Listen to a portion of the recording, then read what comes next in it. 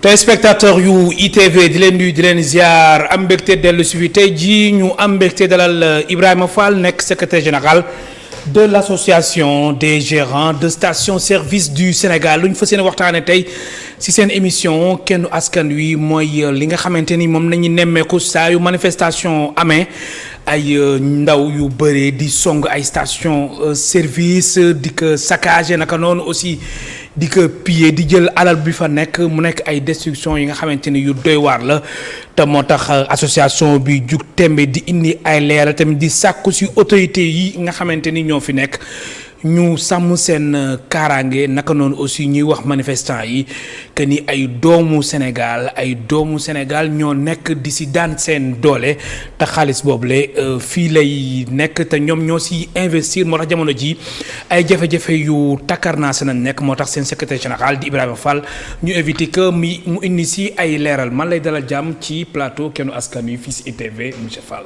salaamaaleykum wa rahmatulah El Hadj ñu ngi lay siyaare di la sant.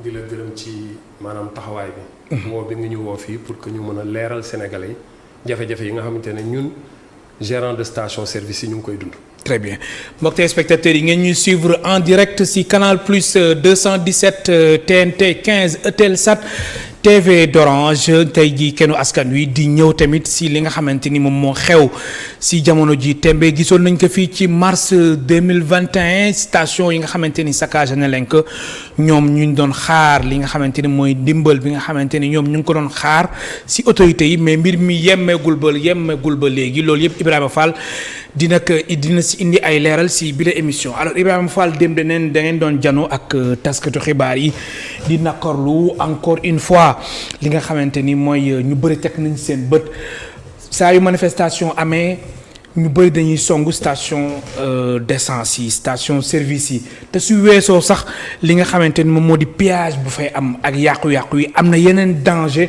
ak yeneen conséquences yi nga xamante ni moom la mën a jur muy ñaanuñ ko yàlla mooy tàkk su amee ak tamit station yi fu ñu placé wu yenn yi nekk si ay dëkkuwaay naka noonu yenn yi jege marché loolu dañ ko yaatal ci kanam tuuti alors dañuy ñëwaat delluwaat def li nga xamante ni moom mooy delluwaat ginnaaw ñëwaat si manifestation yi nga xamante ni ñoo mujj amoon vendredi bi génn te opposition bi di Yewwi Askan Wi amaloon ko alors d'abord si wàllum remarque si wàllum constat lan moo xewoon si station yi ajuma bi ñu génn. waaw ajuma bi ñu génn li ñu constaté woon ci station yi mooy maanaam station yu bari yi nga xamante ne dugg nañ fa. yii jot nañu yàq. yii jotuñu yàq. waaye nag li waraloon ñun maanaam association gérant station yi ñu woote woon. pour que taskatu xibaar yi daje. c'est juste pour la sensibilisation. ñu yee askan wi. amaana sax du askan wi yëpp. waaye nag lu néew ci askan wi jotuñu comprendre li nga xamante ne jotoon nañ ko expliquer.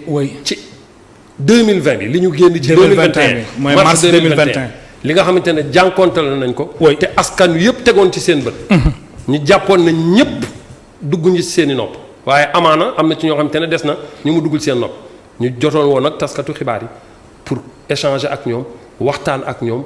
yee ñi nga xamante ne jotuñu comprendre. am na loolu daal moo gënoon wundu li taxoon ñu dajale maanaam taskatu xibaar yi. alors ñu gis ni vendredi bi passé am na ay station yu ñu yàq. soo doon def le point lan ngay wax yenn station la ñoo amoon ay jafe-jafe ajuma bi ñu génn. pour bañ maanaam ñu focaliser wu ci yenn station yi. du ma tudd station. waaye li wóor bu wóor mooy. lu mat ñetti station ba ñeent jot nañ fa dugg. waaw lii ñu dugg fa def lan. yii yàq nañu matériel servicing bi yii ñu ngi ak ay vidéo yu nga xamante ne maanaam ña fa duggoon liñ doon wut moo jël. alal bi fa nekk alal jafate di daj. loolu moom ñu ngi ak ay vidéo yu nga xamante ne yu leer yu nga xamante ne ña fa doon dugg gis nañ ne ñii manifestation yëkkatiwu leen. dañu ñëwoon pour piller. amul leneen. alal bi fa nekk ak yi nga xamante ne denc ngeen nga fa ñoom ñu ñëw jël ko teg si loxo yóbbu. waaw comme amul ñu leen artu. oui parce que artu nañ leen ca mois de mars 2021. am na ñu ci bari ci ñoom comprendre nañ ne effectivement li ñu doon wax ne alal ji nekk ci biir station bi ay sénégalais ñoo ko moom. une fois encore dama koy baamtu saa su ne. oui la fa ne ñun ay locataires gérants lañ. la fa ne ñun ñoo ko fa dugal amaana dañoo leb banque. amaana compagnie pétrole moo ñu lebal. amaana dañoo am suñu koom. bëgg a diversifier wu dugg ci distribution carburant. ak dérivé ba tax ñu dugal fa suñu alal. locataire gérant nag maanaam bu nekkee ci biir kër. jël alalam dugal fa lu mën a xew cim réew war nañoo jàpp ne kii kat doomi réew ma la. ba tax ñu bañ a mën a dugg ci barab boobu di fa jël wala ñu fay yàq waaye bu fekkee ne nit ñi jàpp nañ ne ab tubaab a ko moom wala ñu jàpp ne maanaam ku ko moom du doomu réew Sénégal. njuumte am na foofu. njuumte am na foofu bu rëy. mais est-ce que du communication bi nga xamante ni leader yi nga xamante ni ñoom ñooy communiquer di wax ni puissance étrangère yi taxawaay bu ñu am ci wàllum tamit surtout li nga xamante ni moom moo di wàllum France ñoom lañ koy faral wax ni ay France dégage ak ñoom seen est-ce que du communication boobu. moom moo dugg ci bopp xale yi ba xale yi yaakaar ni quand même loolu ay tubaab ñoo ko moom. waaw loolu nag am na ci une part de réalité. une part de réalité waaye dama jàpp ne maanaam ñoom ñoo ñu di véhiculer message boobu. oui dañu xamul. dañu xamul te jot na nag ñu xamal leen. très bien te comme li ma wax démb wax naa ne danañu daje ak kilifa diine yi. daje ak imaam yi. daje ak maanaam toute bonne volonté. daje ak ONG yi. daje ak parti politique yi nga xamante ne wala leader politique yi nga xamante ne maanaam ñooy véhiculer ce genre de message là. Oui. Pour leur faire comprendre que effectivement lii ñuy véhiculer du message bu baax. ñun ay doomi réewu Sénégal lañ. amaana sax seen teraanga fii la nekk. amaana sax ci ñoom la ñu far. amaana faruñu ci ñoom. oui waaye bu ñu seet ne maanaam la ne ca gannaaw muy franchise boobu ñu nga xamante ne moom moo ñu loué. bitim réew la jógee ñun ay sénégalais ñoo dugal suñu alal. di embaucher ay sénégalais. fii gisuñu fi tubaab ay sénégalais képp fi ne. ñu leen di ñaan nag ñoom ñu revoir seen discours boobu xool ni ñuy waxtaane ak nit ñi parce que nag. li nga wax dëgg la am nañ ci une part de responsabilité discours boobu ñuy véhiculer ba tax am na ci ñooñ ñànk comprendre ne lii ay sénégalais ñoo ko moom moo tax ñu fay dugg. mais bu ñu comprendre ne ay sénégalais ñoo ko moom duñ fa dugg. te loolu j'en suis sûr et certain. d'autant plus que c'est une infime minorité actuellement ñooy dugg ci station yi ñi ci des xam nañ ne lii ay sénégalais moo ko moom duggatuñ fa.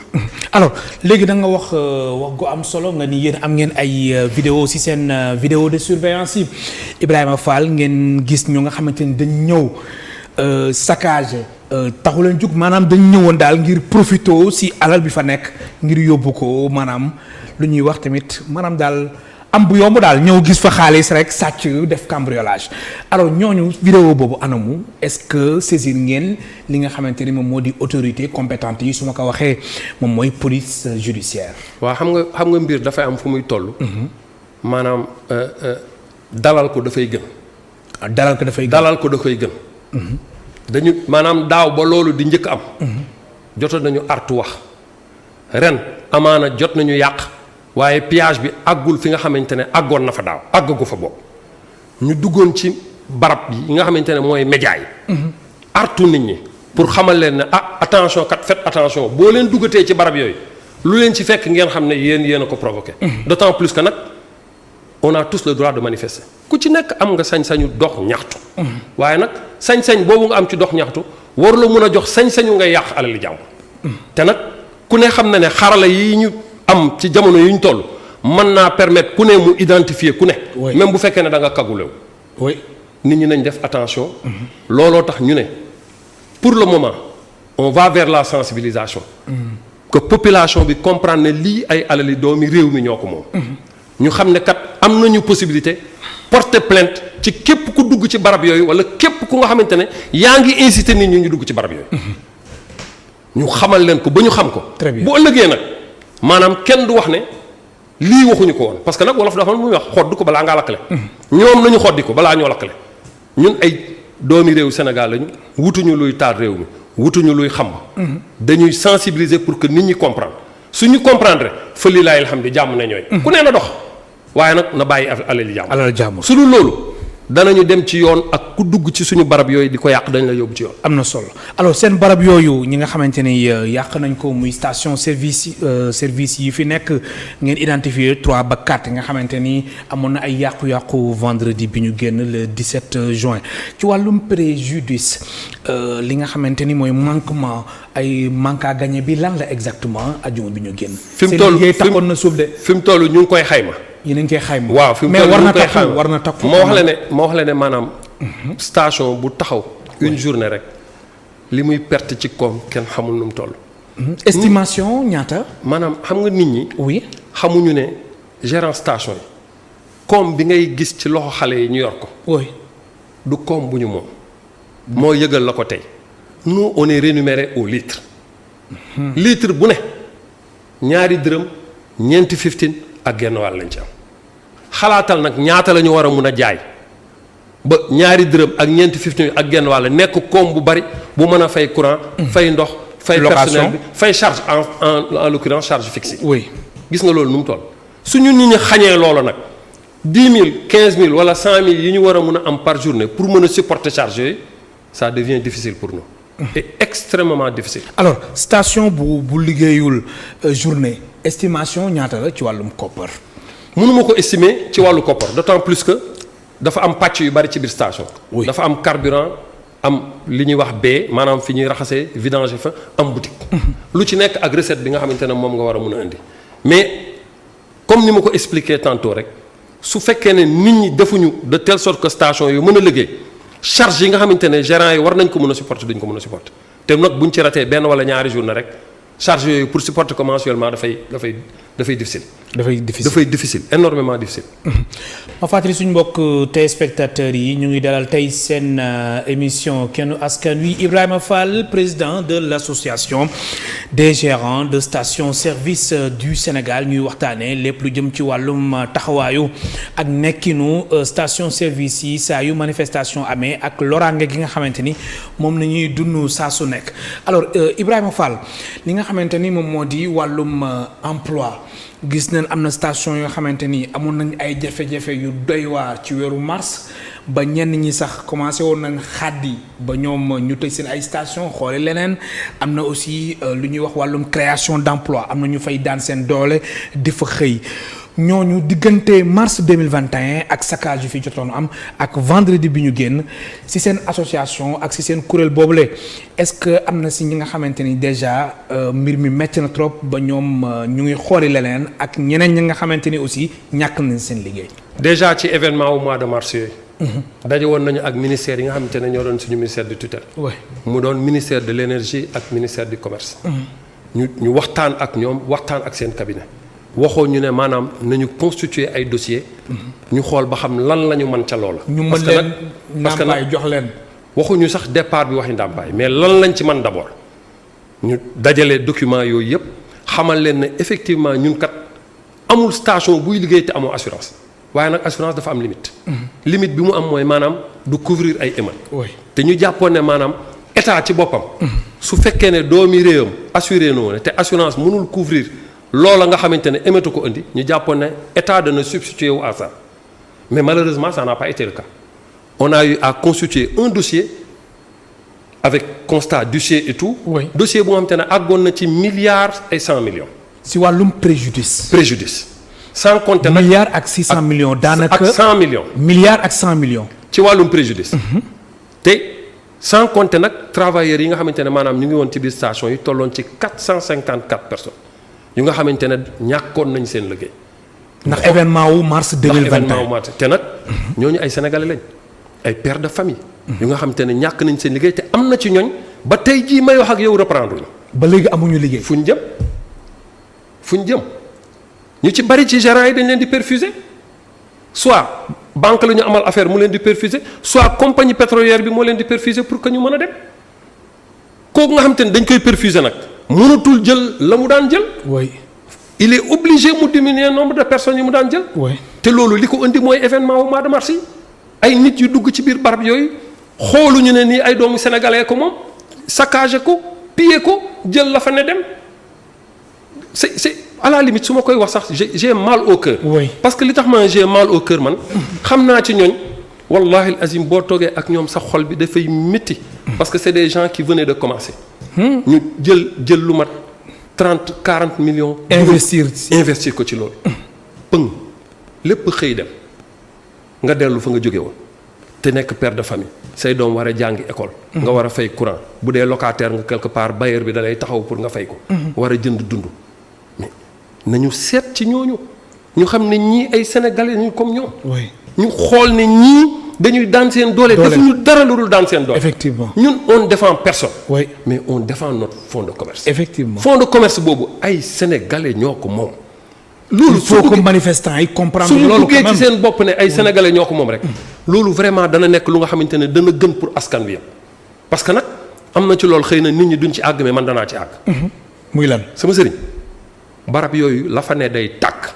justement loolu sax question boobu daañ si ñëw léegi mais damay taxaw ci wàllum li nga xamante ni mooy dossier bi ngeen constitué dossier bi nga xamante ni yéen moom ngeen defar ba am préjudice 1 milliard ak 100 millions si xaalisu CFA boobu ba léegi te événement yi ñu amoon mars 2021 boobu ba léegi tontu état wu Sénégal lan la ci wàllum mu dimbali gérant de station service yi. woone ñu daal ñaari yoon ba ñett. si ay waxtaan ci niveau au niveau du ministère du commerce. ñu toog waxtaan ñu dalal ñu waxtaan waaye boobaak léegi buntu amu ci. buntu amu ci. amu ci gérant station yi nag dañoo décidé woon ne dañuy tëj. ah bon waaw dañu décidé woon ne dañuy tëj. parce que da ngeen décidé woon ni dañuy tëj. dañuy tëj suñuy barab yi mais loolu dina doy waar de. waaw lu doy waar lay doon. oui waaye nag dañ dem kon ba ci écarté woo leen loolu. dañ dem ba ci biir.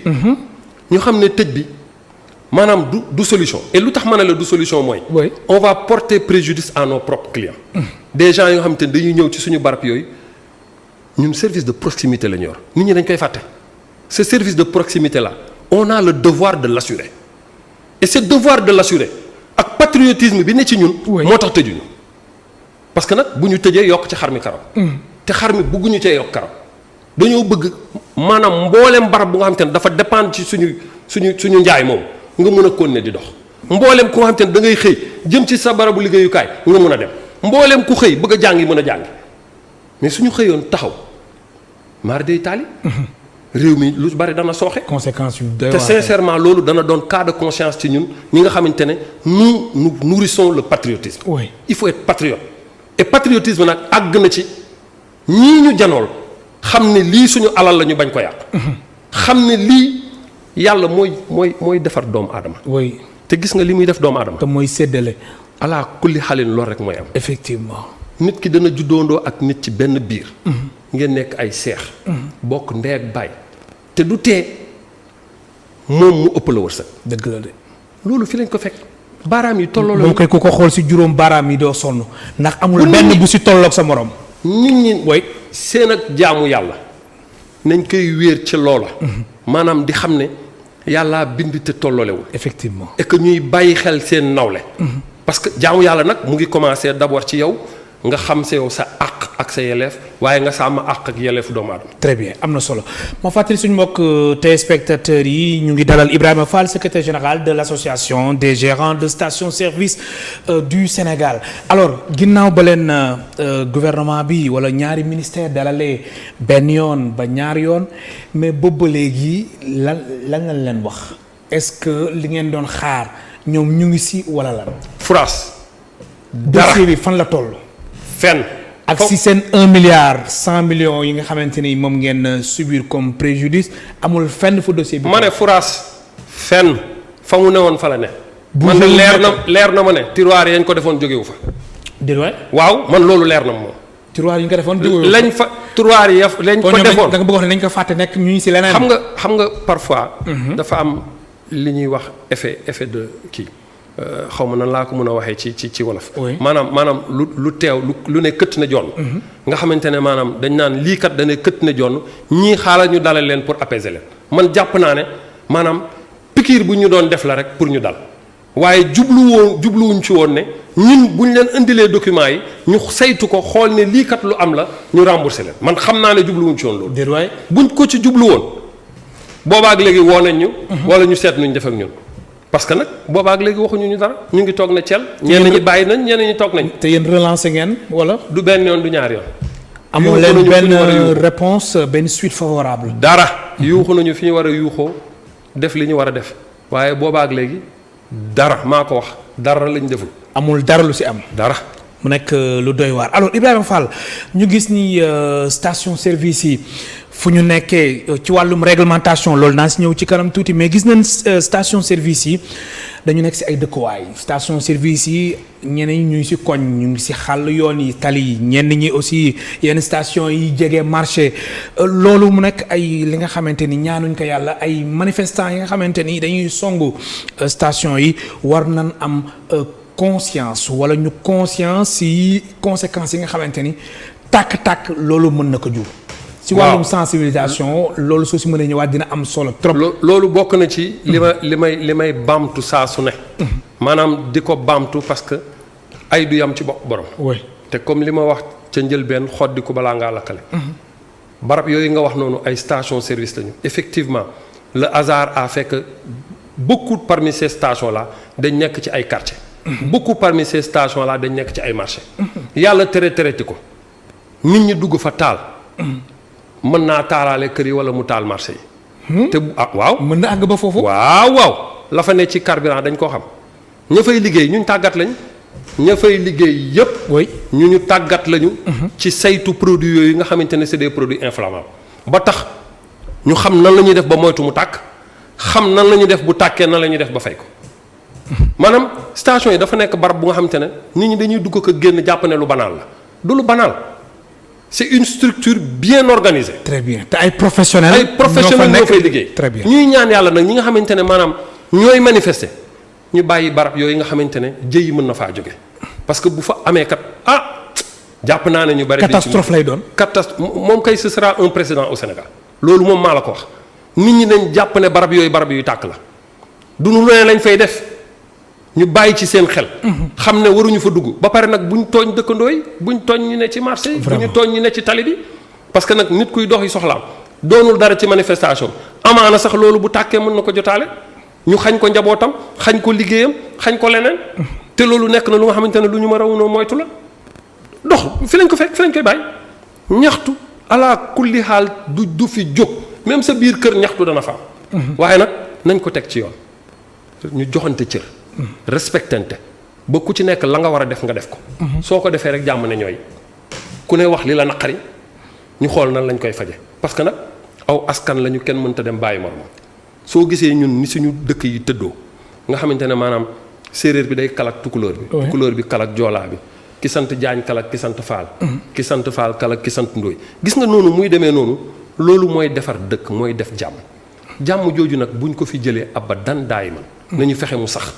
ni ñuy fexee mu sax nag mooy ku ci nekk sa partition nga joué ko. am na solo alors Ibrahima Fall si beneen pàcc jëm ci wàllum station service yi mooy réglementation yi gis nañ fii ni nga xamante ni mooy Sénégal par exemple su ma jëlee kaawu Dakar rek gis nañ station service yi nu mu bindoo gis ay station yi nga xamante ni nañ jàkkaarloo wàllum réglementation bi est-ce que jotul quand même ñu saytu ak bu baax a baax distanciation bi nga xamante ni moo war a am station yi mais mbir mi dafa mel ne yéen dérangé wu leen benn yoon yéen association des gérants de station service. kay dérangé nañu. dérangé na leen. waaw dérangé nañu. mais mbir mi ñu ngi koy seetaan nii rek dérangé nañu waaye station yi di jàkkaarloo yi di denn. xam nga ku ci nekk da nga am maanaam say propre prérogative.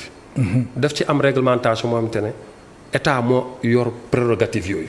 kon état moo deful lu mu war a def. moo yor prérogative yooyu. ci sama xam-xam bu gàtt. oui tembe may wax ak yow nii réglementation boobu mu ngi en place xëy na kay dafa am ñoo xamante ne samp nañu ba pare. yëkkati leen jafe na waaye réglementation mu ngi en place. et que am na distanciation. ak espace bu nga xamante ne station war na ko mën a occuper mais comme je vous ai dit tantôt loolu wàllu état la. loolu du wàllu maanaam association des gérants de station service. ñun li ñu mën rek mooy suñu gisee li nga xamante ne fii li mu jëm baaxul ñu artu état. ne quoi attention lii kat mu ngi bëgg a bari du caage ne dañoo siis wala dañoo bañ keneen ku dugg ci corporation bi. déedéet waaye nañ ko réglementé. te loolu jàpp naa ne état ngi ci bu baax a baax. te loolu sax dafa am solo ci wàllum sécurité wàllum kaaraange mooy distanciation ak réglementation bi nga xamante ni moo war a am si diggante station service yi alors wàllum sécurité dama siy taxaw ndax ku ni état wax ni dafa war a sàmm sàmm personne et des biens naka noonu suñu ay alal ak yooyu état wu Sénégal yéen tamit yéen a ngi koy interpellé jëm tamit mu sàmm bu baax seen kaaraange surtout nag su ay manifestation amee. waaw loolu moom du ñu noppi di ko bamtu parce que nag comme ni ma ko waxee woon man sax dégg naa ci yooyu bay nit wax ne maanaam amuñu obligation remboursé. ah bon waaw amuñu obligation remboursé man loolu. dégg naa ko maanaam état bi amul obligation remboursé loolu déglu naa ko ci benn ci média yi Sénégal yi waaye nag comme amul obligation remboursé te ñun ay doomi réew yi Sénégal lañ. bu ñu remboursé. fa li laay alhamdi bu ñu remboursé fa la alhamdi waaye nag ñu jàpp ne ñoo yor suñu kaaraange. yor suñu kaaraange alal. et que nag li fi amoon mois de mars. su fi amaatee ñun danañu am beneen doxalin bu ñuy dox bu dul nii. ah bon waaw. maanaam. beneen doxalin bu dul doxin bii parce que nag dootuñu nangu di ñëw di ñaq ay nit di ko jël di dem. c'est pas maanaam possible dafa am benn taxawaay boo leen fas yéene taxawee. bu baax sàmm seen kaaraange. bu baax fekkee ni état bi fekk si wu leen. bu jëm baax ngir sàmm seen kaaraange. bu baax loolu je le répète une fois encore nit ñi nañu bàyyi di dugg ci station yi di yàq dootuñu ko nangu ça suffit dafa doy. dafa doy. dafa doy su fekkee ne nit ñi xamuñu ne ñun suñu alal la ñun xam nañ ne suñu alal la nañu arrêté di ko yàq amul benn raison bu leen war a mën a pousser ñuy dugg ci barab yooyu di jël la fa ne loolu nit ki di ko jël sax warul julli dafa jaaduwul. ngay jël yi fi jàmbur dem di ko reere wala nga koy añe wala nga koy ndékkee xam ne lii nga jël nii moomoo ko dafa jaaduwul c'est pas normal ci dëkku à 95% ou 90% dëkk jullit lañ ne. bu leneen li ci des waa jàngu bi la te maanaam sérieux boobu ñuy laaj ci sénégalais yi ñu ngi ko gën a séentu ci ñi nga xamante ne dañu jokk ci diine. muy chrétien la muy musulman la. ci ñoom lañ ko seenu te seen diine moo leen ko digtal ñu bañ di jël yëfi jàmbur pourquoi nit ñi di jël suñu yëf fu ñu ko teg et de quel droit état nag on l'exige dañ koy exiger mu protéger. mu protéger leen dañ ko koy exiger parce que nag pour deux raisons. bi ci njëkk mooy li ma la wax ne alal ji suñu alal la. et que moom moo yor kaaraange alal jooju moo yor suñu kaaraange. waaw bi ci topp mooy sécurité bi may wax ñu xoddi ko balaa ñoo lakkale balaa jëyi di fi am. parce que lii bu continuer ci jëyi la jëm. mais su weesoo sax manifestation yi nga xamante ni opposition bi ku jéggi dañ koy faral organiser ba yéen ngeen si loru. gis nañ aussi wàllum kaaraange dafa sooxe si yenn station service yi naka noonu aussi noonu nañuy defee remarque bi si yenn station yi nga xamante ne ay guddi ay samba boy dañ koy attaqué cambriolé ko alors est-ce que aussi jotul yéen ngeen xoolaat seen organisation wala ngeen waxtaan ak état su ko defee seen kaaraange vraiment même sax su dul manifestation yi nga xamante ni mais ay manifestation politique la mais seen kaaraange vraiment ngeen koy sàmm ngeen koy artu saa su ne. kaaraange daal état ko yor kaaraange état ko yor. nul n'a le droit. nul je dis bien nul n'a le droit de se faire justice.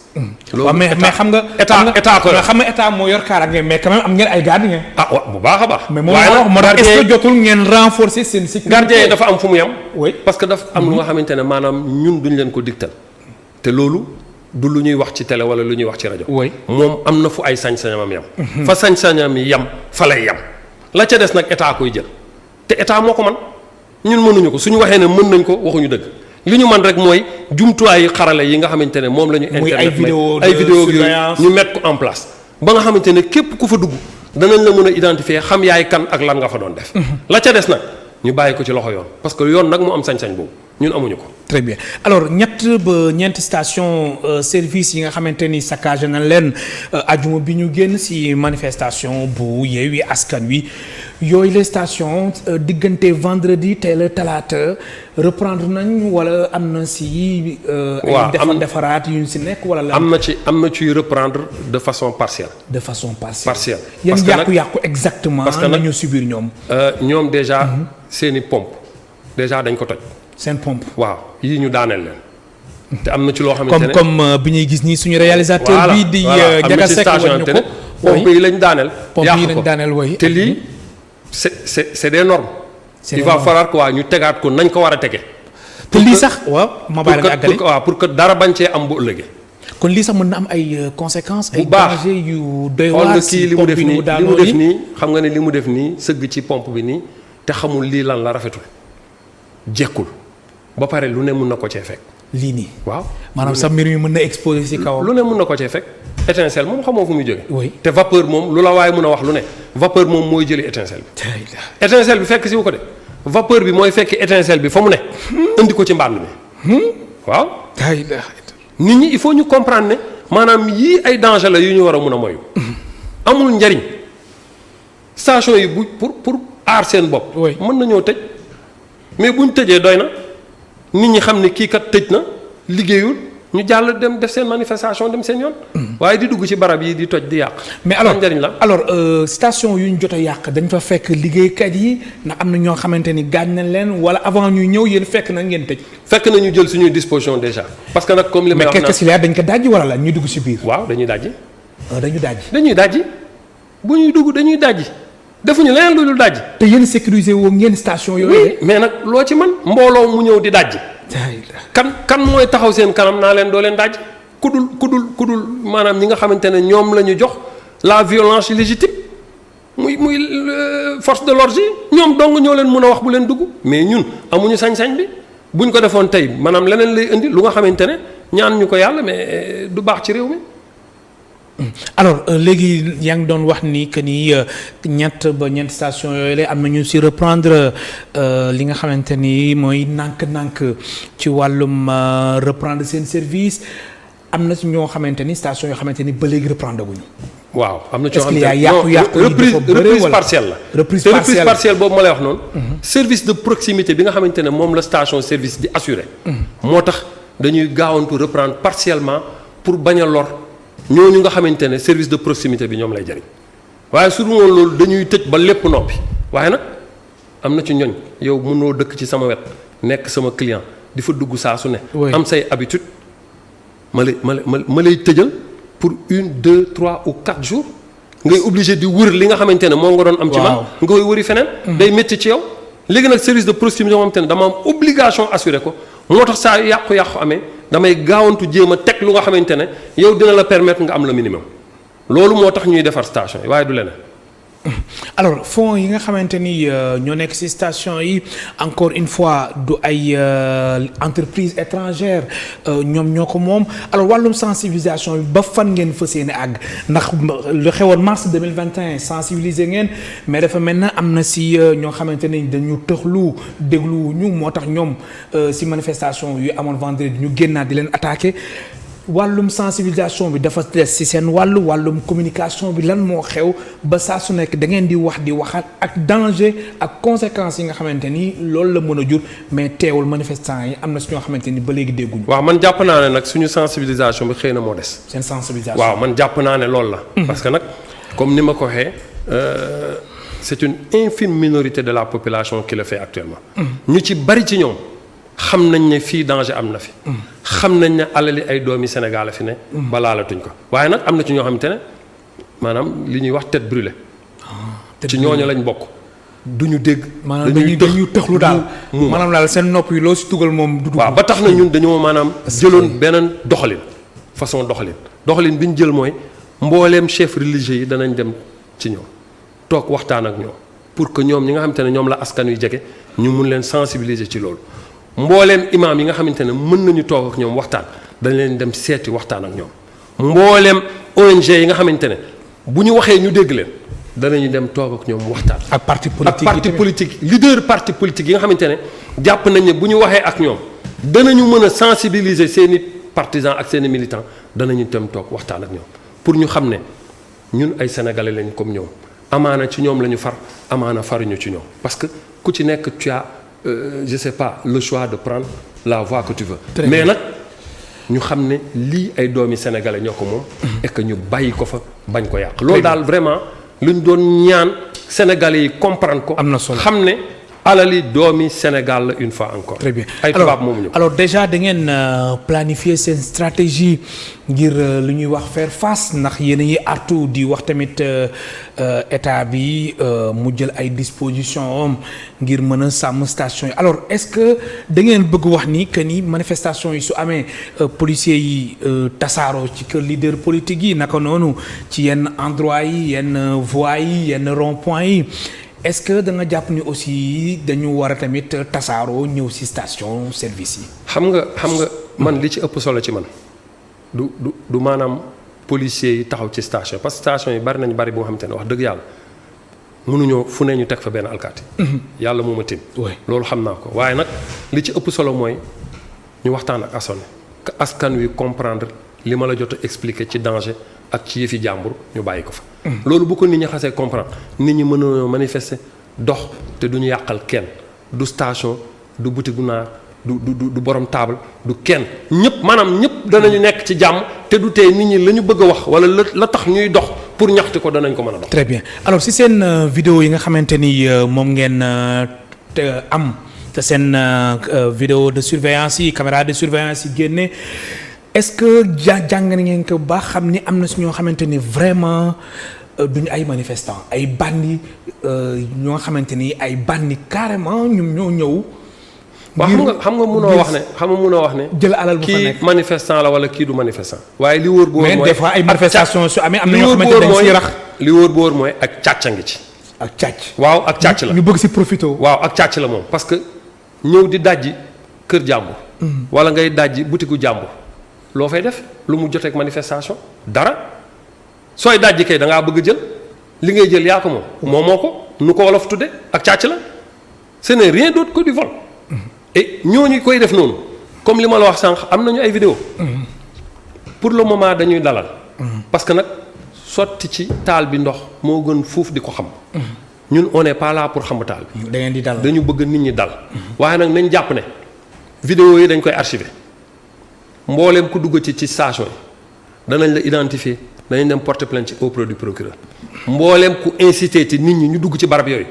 danañ la identifier danañ dem porter ci plainte procureur. bu boobaa nag ñu xaar ndax yoon dana def liggéeyam wala du ko def. te léegi sax loolu dafa am solo naam sax askan bi am na ñu bëri ñoo xam ne xam nañ ko mais quand même am na ñoo xamante ni xamaguñ ko ba léegi mooy nit ki am na nooy nëbbee sa kanam am na nooy encagoulé mais xarala yu bees yi toll na fu nga xamante ni mën na identifier exactement nit ki kañ la. waaw ñi kagulewul xam naa dañ koo xamul waaye nag ñu xamal leen ko comme télé bi bari na ñu koy xool. ñu xamal leen ko ne même boo kagulewoo. oui mën nañu xam sa kanam yow yaay kan. effectivement muur kanam du tax ñu bañ a xam yow yaay kan. donc nit ñi nañu arrêté dugg ci barab yi nañu manifester tranquillement wax li leen naqari ku ne dem. mais bul toj bul yàq. très bien alors Ibrahima Fall lu ñu desee si ay simili bëreewul opposition bi tamit ñoom nee nañ yee du ñu taay du ñu damm Yewwi Askan Wi woowaat tamit askan bi nee nañ yee le 29 dañuy génnaat si mbedd mi yéen déjà est-ce que yéen a ngi waajal si seen ay stratégie ngir fexe ba yàqu-yàqu yi mu bañ a agsi si yéen. ñun daaw ba ren daanaka ñiy nelaw ci ñun bariwul. ngir sàmm seen kaaraange. daaw ba ren daanaka ñuy nelaw ci ñun bariwul parce que li tax bariwul mooy maanaam li ma wax ne on est hanté par les événements du mois de mars 2021. maa la wax loolu. lu métti la. maanaam da ngeen di am ay lu métti yàqu-yàqu naa la jox exemple bu simple ci maanaam benn pompiste bu nga xamante ne ñëw na ci man nee ma suñu kër juróom-ñett lañ. ak seen ndey seen baay daa faatu. moom rek mooy góor ci kër ga moom kott mooy góor ci kër ga te pompiste la ci station bi ñu yàq ci laa doon liggéey waa léegi nu may def waaw léegi nu may def question boobu moo posé ko ñuy yàq kooku nga xamante ne juróom-ñett leen seen kër baayam faatu ndeyam ne ca kër ga moom kott muy liggéey même bu fekkee ne nii dañuy jàpp ne kooku la muy jël lu néew la mu fay am peut-être lu néew la. parce que ñu ci bari dañuy focaliser ci loolu. oui on les paye pas c'est pas vrai je suis désolé. kon loolu amul. je suis désolé dama ne. mbooleem kuy liggéey ci station yi ci association bi am te ne moom laa jiite. les pompistes ont des contrats. loolu yow da nga koy affirmer fii ils sont inscrits à l'IPRES à la caisse de sécurité sociale et à l'IPM. fay ñu leen lu dul li convention du commerce Sénégal teg convention du commerce moo ne ku am catégorie bi fay ko lii. loolu la ñuy fay. maintenant nag combat bi fi mu ne mooy ñu fexe améliorer situation wu ñooñu parce que nag pour wax dëgg rek liggéey bu métti la ñooñu nekkee. liggéey bu métti la ñooñu nekkee. il mérite qu'on améliore leur situation. et loolu état moo ko man état mooy wax ne lii nañ ko changer na jóge fii dem fee. su ko waxoon tey. mbooleem ku nekk ci corporation bi da ngay obligé appliquer ko. parce que nag loolu dafa bokk ci maanaam li nga xamante ne da nga ko war a mun a respecter. très bien et ñu ñaan état nag sur ce plan là. am na solo xëy na waruma ko woon waxal pompiste yi. waaye ñuy ñaan état sur ce plan là mu jéem ci agir pour améliorer condition wu ñooñu nga xamante ne ñooy liggéey ci suñu bar. ñun nag ñi ngi def li ñu mën. am na solo waaye na ci état yéen a ngi def lu ngeen mën. waaw boobu la jamono ngeen def li ngeen mën nañu wax ni macha allah situation bi gën na neex gën na amélioré wu ndax gis nañ léegi super carburant bi litre 890 francs la. xam nga bu ma déggee nit ñi di wax seeraay super man damay ree. ah bool seerul nii. ah kay seer na mais damay ree. damay ree naa la wax lu tax may ree élage. oui. est-ce que xam nga ne ñun carburant bi lu mu gën a moins cher ñu gën a am. ah bon moi je gagne plus le carburant est moins cher plus je gagne. si naka. je suis rémunéré au litre man litre bu ne 14 francs 50 laa ci am carburant buy jar 500 francs nga jox ma 1000 ñaari litre laa ci am damay am 29 francs carburant bu dee jar 1000 francs benn litre laa ci am 14 francs 50 laa am. moins le carburant est cher plus je gagne. waaye nag comme li may wax yokkute wala wàññite carburant loolu dépendrul ci gérant bi maanaam loolu état koy fixé. effectivement. ñun pompe yi duñ ko sax laal. alors situation bi amoon si jamono yi si ginnaaw ba carburant manqué woon ndax lu ñuy wax conséquence guerre Ukraine ak Russie jamono ji macha allah ñëpp daal mu ngi am. carburant jamono yi ñu toll moom fa lilaay alhamdu stock bi doy na. fa lilaay alhamdu sant yàlla. très bien man lay gërëm baax di la sant la ngay jeexale. jërëjëf El Hadj xanaa di baamtu kaddu yi ma waxoon ci jëlbenn rek. di leen sant di leen gërëm. di ñaan chef religieux yi. di ñaan clergé bi di ñaan imam yi di ñaan association yi di ñaan ONG yi ak toutes les bonnes volontés ñu xam ne ay doomi réewi Sénégal ñoo nekk ci station service yi di fi liggéey amul tubaab amul keneen ñun ñëpp ay Sénégal lañ nañ ñu dimbali ñu sàmmandoo alal jooju ba kenn du ci loolu ñu dimbali ñu sàmm lii fi ne ba jàmm sax fi. très bien am na solo. jërëjëf. mu nekkoon Ibrahima Fall secrétaire général de l'association des gérants de stations service du Sénégal mu nekkoon tey suñ gan si émission Kennu Askan Wi Ndiaga Seck moo nekkoon ci réalisation bi ci son bi Fassal Diagne ki nga xamante ni moo di Cheikh Ahmed Tidiane Diouf moo nekkoon ci caméra yi mbokk téléspectateurs yi amul seen fay jàngeen jëf.